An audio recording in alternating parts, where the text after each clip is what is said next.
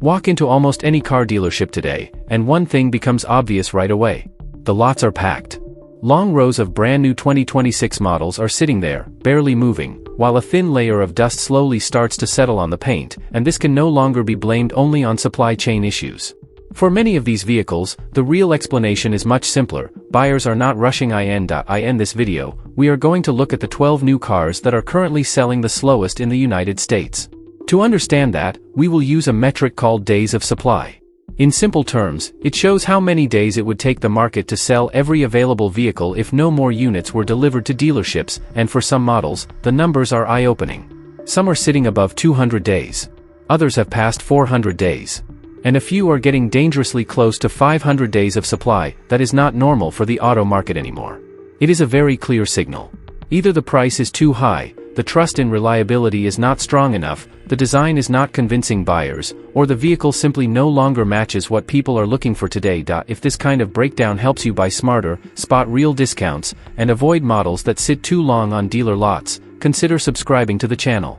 Here, we keep looking at the cars that truly deserve your attention, the ones losing demand, and the ones that may give you serious room to negotiate. Would you buy a car with extremely high inventory if it meant getting a big discount? Or would that be a warning sign for you? We are starting with a pickup that looks exciting on paper, but in real life asks buyers to accept far more compromises than many people are willing to live with. If you enjoy content about cars, technology, innovation, and smarter choices for buying better, take a moment to subscribe to the channel. We are very close to reaching 1,000 subscribers, and every new subscriber helps this project keep growing.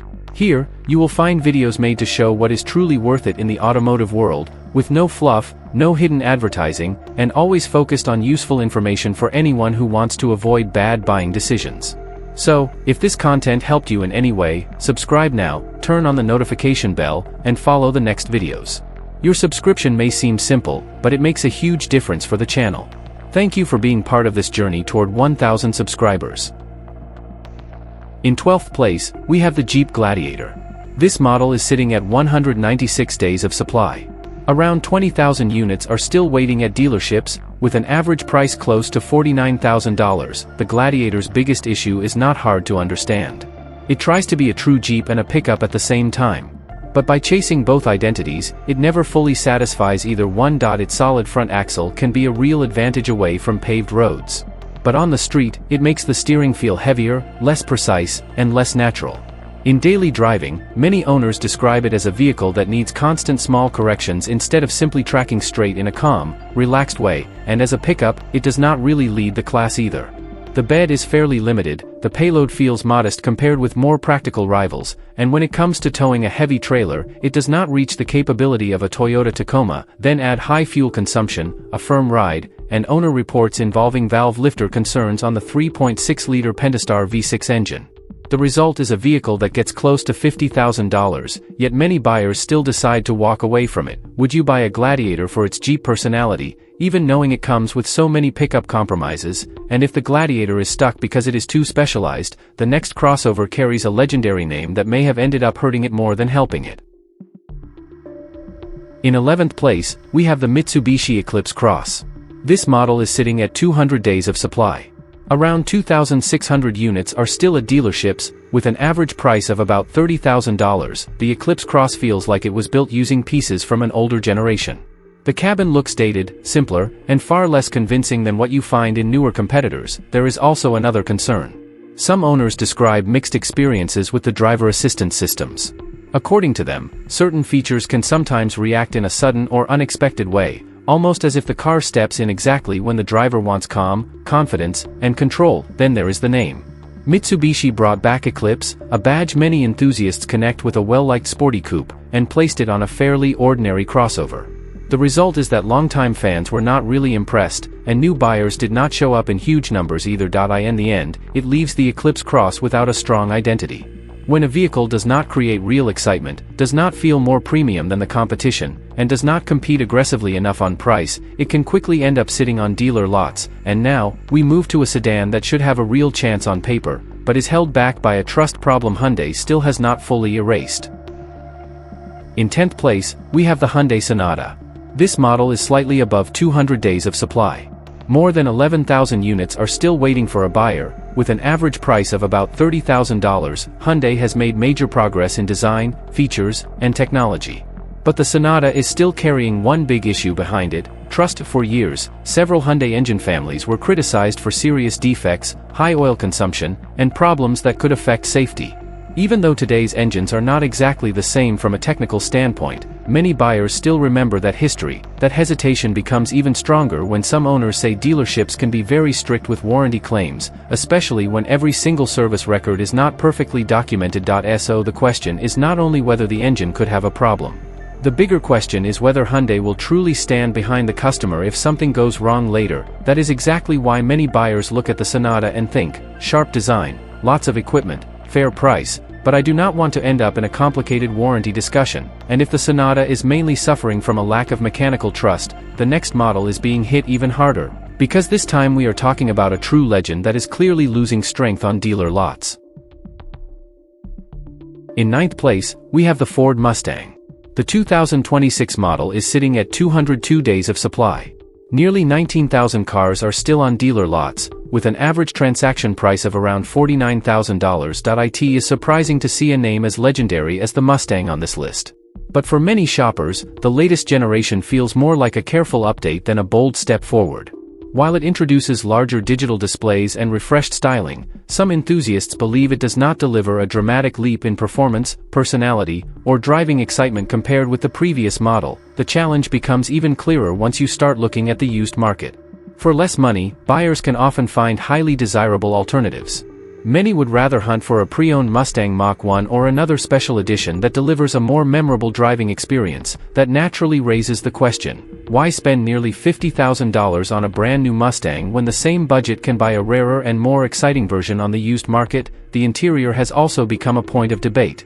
Its large dual-screen layout appeals to buyers who enjoy modern technology, but many younger shoppers struggle to justify the monthly payments on a new Mustang. At the same time, longtime Mustang fans often wish the cockpit had remained more straightforward, more driver-focused, and more traditional. As a result, Ford finds itself trying to satisfy two very different audiences. One group wants the latest technology but cannot always afford the price. The other values the classic Mustang experience and feels this more digital direction has taken the car further away from its roots. What about you? Would you buy a brand new Mustang, or would you rather spend less on a special used model with more character? And while the Mustang has lost some of the appeal that made it an icon, the next SUV shows just how difficult it is to move into the premium segment before earning buyers' long-term confidence. In eighth place, we have the Mazda CX-90. This model is sitting at 206 days of supply. Nearly 16,000 units are still waiting at dealerships, with an average price of about $49,000. With the CX-90, Mazda clearly wanted to move upmarket and get closer to premium territory. On paper, the idea made sense: a large SUV, a more refined presentation, and a more ambitious image. But the model's early years have created too many unanswered questions. Some owners describe the 8-speed automatic transmission as rough at times, especially in first and second gear. And those are exactly the gears you notice most in city traffic, stop-and-go driving, and repeated takeoffs. There have also been reports of radiators developing early leaks despite low mileage, along with starting issues on certain hybrid versions. For a family SUV that is supposed to communicate quality and confidence, that kind of feedback carries real weight in the buying decision. On Mazda forums, many interested shoppers are now recommending leasing instead of buying, simply because they are not yet sure how this model will hold up over the long term. The situation becomes even more difficult when some dealers continue acting as if all the negotiating power is still on their side.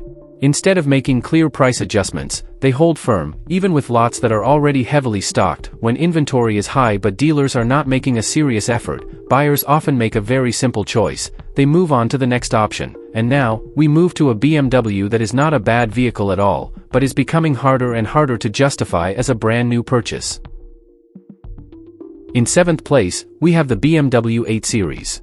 This model is sitting at 207 days of supply, with an average price of about $135,000. The issue is not that the 8 Series is a bad car. In fact, it can be seriously impressive.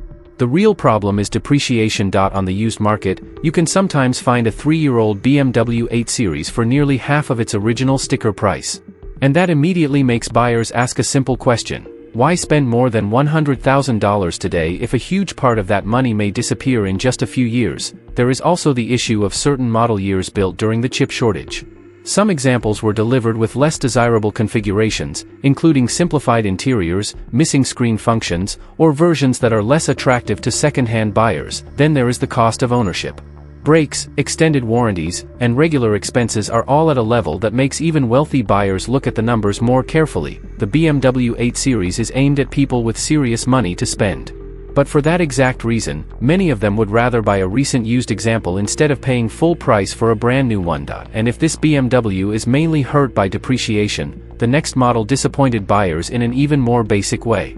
It never became the compact pickup the market seemed to be waiting for. In sixth place, we have the Hyundai Santa Cruz. This model is sitting at 222 days of supply. More than 10,000 units are still waiting for buyers, with an average price of around $37,000. On paper, the concept made sense: offer a compact pickup for people who do not need a full-size Ford F-150. But in the real world, the execution left too many questions unanswered. The dual-clutch transmission paired with the turbocharged engine has drawn several complaints from owners. At low speeds, it can feel abrupt, create jerky movements during parking maneuvers, or behave strangely on hills. The cabin does not help the Santa Cruz much either. There are plenty of hard plastics, the rear seat is tighter than many expect, and the overall layout feels less practical than what buyers usually want from a small utility vehicle. Fuel economy adds another concern. For a more compact pickup, it does not feel efficient enough. When buyers choose a smaller format, they naturally expect real everyday benefits, but its biggest problem is called the Ford Maverick. It costs less, feels more useful, gives many buyers the impression of being a stronger overall package, and fits much better with what the market was asking for. Next to it, the Santa Cruz feels like an interesting idea that becomes difficult to fully defend. If this kind of breakdown helps you spot models where buyers may have more room to negotiate, consider subscribing to the channel. Here, we keep looking at the vehicles that are struggling to move and the real reasons behind that situation. Would you buy a Santa Cruz with a major discount, or would you go straight to the Ford Maverick? And if the Santa Cruz never truly found its place in the market, the next model lost something even more important: its own identity. Coming in at number 6 is the Hyundai Santa Cruz. This pickup is sitting at 222 days of supply, with more than 10,000 units still waiting on dealer lots.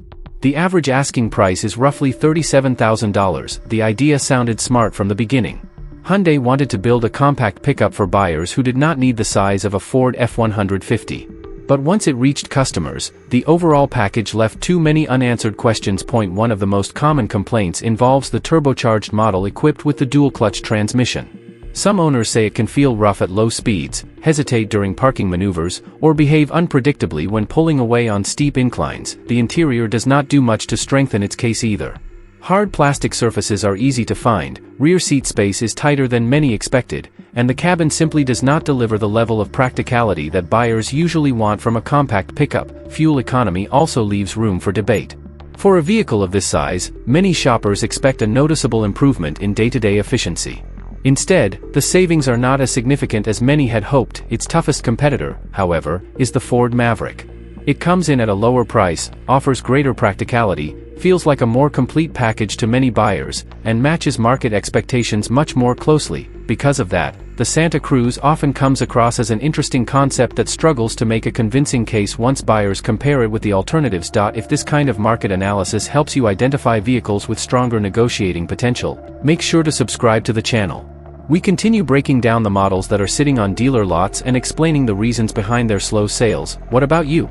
If the discount were big enough, would you choose the Santa Cruz, or would you still go with the Ford Maverick? And while the Santa Cruz never truly established its place in the market, the next vehicle lost something even more valuable: the identity that once made it stand out. In fourth place, we have the Buick Envision. This model is sitting at 267 days of supply. More than 11,000 units are still waiting for buyers at dealerships, with an average price of around $41,000. The first obstacle is perception. The Envision is built in China. That does not automatically mean the quality is poor, but for many shoppers, that detail alone is enough to create hesitation. Then come owner reports involving electrical concerns, screens that may stop working, complicated software updates, and steering that does not always feel confidence-inspiring at highway speeds. The second issue is Buick itself. the brand is trying to look younger and more modern, but for many people, Buick is still connected with an older customer base. As a result, the younger professionals Buick wants to attract do not always put the Envision at the top of their list, especially when there are so many more desirable alternatives available. That leaves this SUV in a difficult position. It does not feel exclusive enough, it is not affordable enough, and its reputation is not strong enough to make buyers ignore their doubts. And now, we enter the top 3 with a muscle car that has clearly weakened the emotional connection with its own buyers. In third place, we have the new Dodge Charger. This model is sitting at 406 days of supply. More than 5,700 units are still at dealerships, with an average price of about $67,000. For years, Dodge built almost its entire identity around the V8. The sound, the presence, the power, the attitude, and that unmistakable muscle car personality were all part of the brand's DNA. Then that formula changed. The new Charger now comes either with the twin-turbo Hurricane inline-6 or as an electric model. And for now, many longtime fans are having a hard time accepting that shift. This is not only about nostalgia. The car is heavier, the price has climbed sharply, and it uses technology that many traditional buyers still do not fully trust. The entry price has also moved much higher. The previous Charger with the V6 engine still felt somewhat reachable for a wider audience.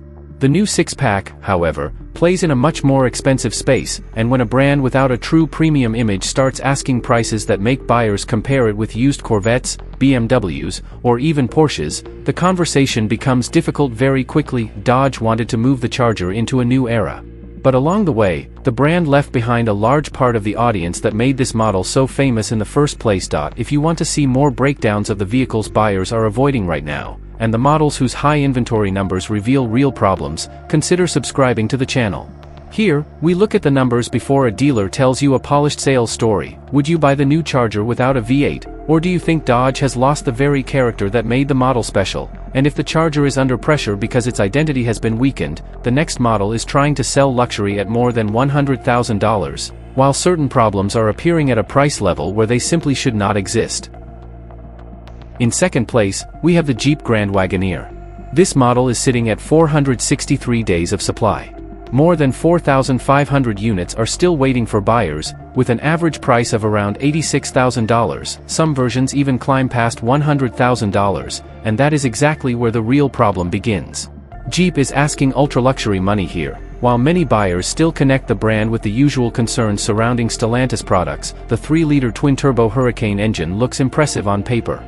But early owner feedback has mentioned thermostat issues, high engine temperatures, oil leaks around the turbos, and a few cases where engines developed serious problems with low mileage. The technical complexity also works against this model.